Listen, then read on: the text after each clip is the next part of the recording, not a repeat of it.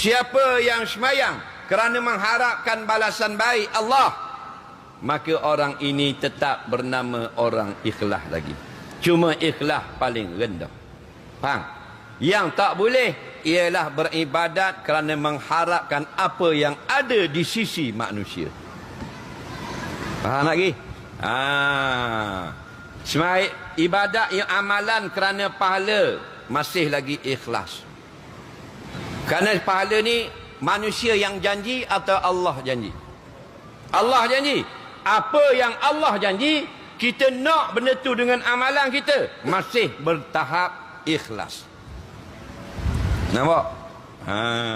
Yang sudah tidak ikhlas ialah kita amal akhirat, amal soleh, tetapi nak apa yang dijanji oleh manusia. Pangkat, wang ringgit, harta benda, kuasa, pujian. Tu benda hak manusia. Haram perbuatan kita. Jadi jangan yang manusia janji.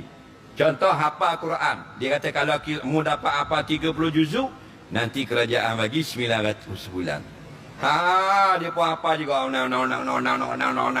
habis 30 juzuk. 900 sebulan. Dia sudah tidak ikhlas. Kenapa 900 janji manusia?